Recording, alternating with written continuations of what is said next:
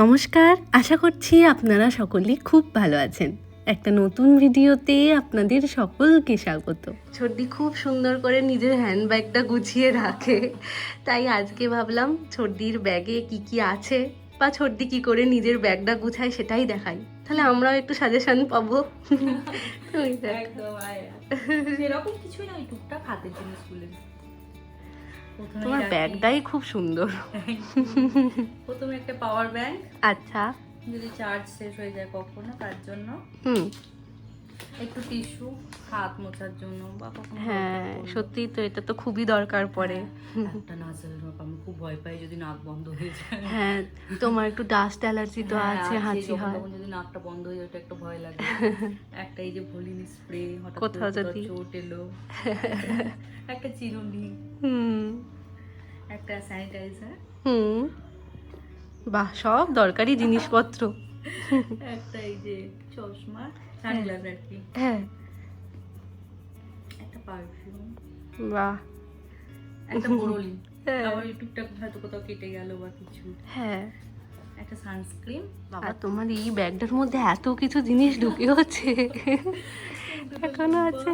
হ্যাঁ, অনেক আছে। লিপ বাম, হ্যাঁ, এটারও খুব দরকার পড়ে। হ্যাঁ হ্যাঁ, ওটা খুব দরকার। একটা এই যে ভিক্স, ওই নাক বন্ধ হয়ে গেল বা সময় একটু নিলে না রিলিফ পাওয়া যায়। একটা জোয়ান, কিছু এদিক ওদিক খাওয়া হলে দরকার। একটা মাউথ ফ্রেশনার, হ্যাঁ, একটা ছোট ভগবত গীতা, হ্যাঁ, এটাও সাথে রাখা ভালো, ব্যাগে রাখার জন্য। বাহ,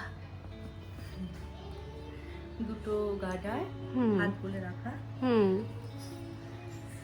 পার্স, এখানে সমস্ত টাকা পয়সা, কার্ড, এটা তো দরকার। হ্যাঁ, সমস্ত দরকারি ডকুমেন্টস। বাবা, এত বড় পার্সটাও ঢুকে গেছে এর মধ্যে। একটা গল্পের বই যদি কখনো টুক করে সময় পাই হ্যাঁ, পড়ার জন্য, একটা রুমাল, হজমলা, হজমলা খেতে আমি খুব ভালোবাসি। বাহ, এটা আবার সেই কোলা ফ্লেভারটা। হ্যাঁ, ক্লেচার, অনেক জিনিস বেরোলো ছোটদি। একটা আয়না, হ্যাঁ,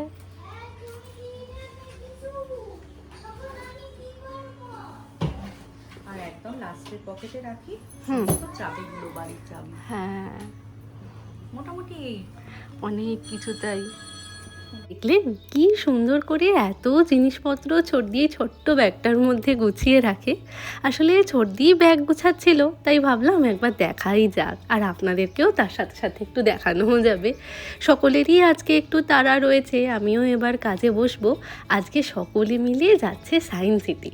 আমি আর রাজা আজকে যেতে পারলাম না, কারণ আমাদের তো অফিস রয়েছে, আর কালকে আমরা যাচ্ছি ঘুরতে, তো সেই জন্য কালকের দিনটা ছুটি নিয়েছি, তাই আর আজকের দিনটা ছুটি পেলাম না। এদিকে সকালবেলা ঘুম থেকে উঠে দুই ভাগ্নে বসেছে মামার সাথে গাড়ি নিয়ে খেলতে। বাকিরা যতক্ষণে তৈরি হচ্ছে ততক্ষণে ওরা একটু মামার সাথে খেলে নিচ্ছে।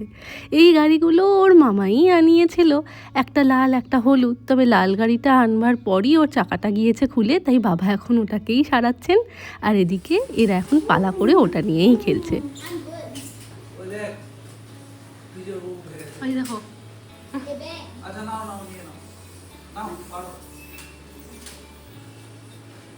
পারবি? আমি পারছি, দাঁড়াও, পড়ে যাবে পড়ে যাবে। টাটা টাটা টাটা রামা, ভালো করে ঘুরবে, ওকে, টাটা।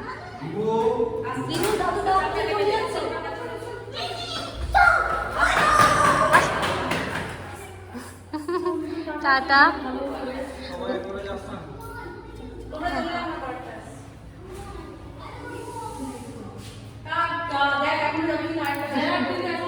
কালকে আমরা ঘুরতে যাচ্ছি, তো সেই জন্য এখন যাচ্ছি প্রথমে এই যে কাপড় জামা শুকাতে দিতে, কারণ বাড়িতে তো অনেকজন আছে, তো রোজই কিছু না কিছু কাপড় জামা জমে, যেগুলো মেশিনে কাচা হয়।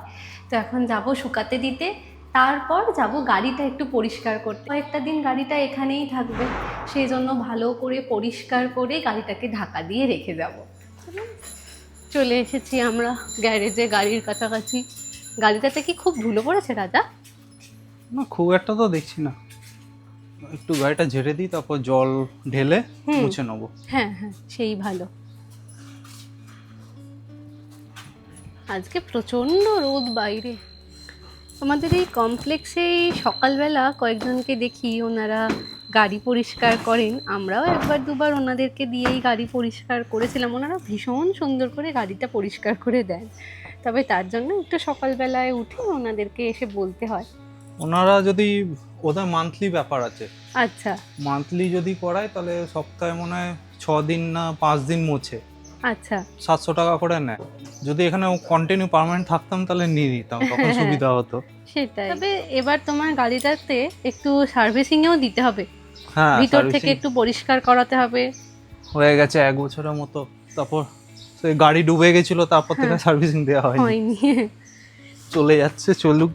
একটু ফাঁকা হই আমরা ব্যস্ততার থেকে, হ্যাঁ, তারপরে ভোটটা শেষ হোক তারপরে দেবো ভাবছি। হ্যাঁ হ্যাঁ। এখন তো গাড়ি নিয়ে বেরাতেই ভয় লাগছে। আসলে আগের দিন আমরা যখন মেদিনীপুর থেকে কলকাতায় আসছি, একটু দেরি হয়ে গিয়েছিল বেরোতে, ওই 8টা নাগাদ বেরিয়েছিলাম। তো বাড়ির থেকে কিছুটা দূর আসবার পর যখন হাই রোডে উঠলাম, তখন ওখানেই একটা জায়গায় অনেকজন পুলিশ, কিছু সিভিক পুলিশও ছিলেন, আমাদেরকে আটকেছিলেন। তখন বাবা গাড়ির থেকে নেমে বলেন যে উনি এক্স ওসি ছিলেন, বলবার পরই একটু গাড়ির চেকিং করে আমাদেরকে ছেড়ে দেন। তবে এখন শুনছি ভোটের জন্য বিভিন্ন জায়গায় গাড়ি নেওয়া হচ্ছে, এইভাবেই গাড়ি আটকে। তো এখন সেই জন্য ভোটের সময় গাড়িটা ভাবছি ব্যবহার করব না, সেই জন্যেই আরও পরিষ্কার করে ভালো করে গাড়িটাকে চাপা দিয়েই রাখা থাকবে এখানে। এবার একটু আধটু প্রয়োজনে তখন না হয় নিয়ে বেরোনো যাবে।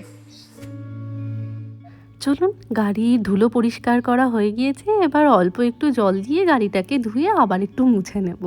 বাড়ির থেকে বেরোনোর সময় 5 লিটারের জলের বোতলটা নিয়ে এসেছিলাম, আমার মনে হচ্ছিল আর একটু বেশি জল লাগতে পারে, কিন্তু রাজা অতটা জল নষ্ট করতে পছন্দ করে না।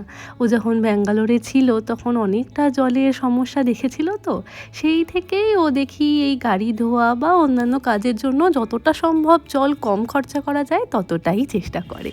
কভার পরানো হয়ে গিয়েছে, এবার লাস্ট একটা ক্লিপ বাকি, ওটাকেই রাজা আটকে দেবে, ব্যাস তাহলেই গাড়িতে ভালো করে ঢাকা দেওয়া হয়ে গেল। এখন কয়েকটা দিনের জন্য থাকছে কলকাতায়। কাজের মাঝখান থেকে 1/2 ঘন্টা মতন ব্রেক নিয়েছিলাম, তো উপরে আসবার পর দেখছি হাতে এখনও 15 মিনিট মতন সময় বাকি।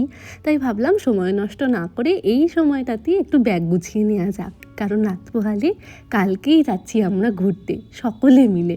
হঠাৎ করে এই প্ল্যানটা হয়েছে জানেন। আসলে বাবার প্রচণ্ড ইচ্ছা ছিল ঘুরতে যাওয়ার, কিন্তু এদিকে বড়দিরও মন খারাপ, তার উপরে মেহা মানিকদাও তো নেই, আর ওদিকে অমিয়দাও ব্যাঙ্গালোরে রয়েছে। তো সমস্ত কিছু মিলিয়ে কারোরই যাওয়ার ইচ্ছা ছিল না, কিন্তু সবশেষে বাবা ইচ্ছা প্রকাশ করেছেন যাওয়ার জন্য। আপনারা তো জানেনই বাবা কোথাও অতটা ঘুরতে যেতে চান না। ধীরে ধীরে বাবারও তো বয়স হচ্ছে, আর কর্মসূত্রে বাড়ির বাইরে থাকবার কারণে কখনো পরিবারের সকলকে নিয়ে সেভাবে ঘুরতে যাওয়া হয়নি। তাছাড়া কাজের চাপ, সংসারের চাপ, সমস্ত কিছু মিলিয়ে বাবা কোথায় ঘুরতে যেতে চান বা কী ইচ্ছে সেটাও কখনো জানাতে পারেননি। তাই আজ যখন বাবা নিজের মুখে এই ইচ্ছাটা প্রকাশ করেছেন, তাই ভাবলাম নিজেদের খারাপ লাগা, ভালো লাগা, মন খারাপকে দূরে সরিয়ে বাবার ইচ্ছা পূরণ করা যাক। আর জানেন, যখনই বাবার কথায় আমরা সকলে সম্মতি জানালাম, তখনই বাবা টিকিট বুকিং থেকে শুরু করে হোটেল বুকিং সমস্তটাই নিজে হাতে করেছেন। তাই আমিও আর দেরি না করে ব্যাগটা গুছিয়ে ফেললাম।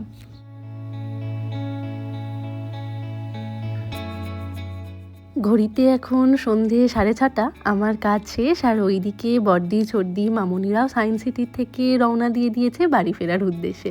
তাই ভাবলাম একটু গরম গরম চা, তার সাথে ছোটোখাটো একটু কাবাব জাতীয় কিছু বানানো যাক।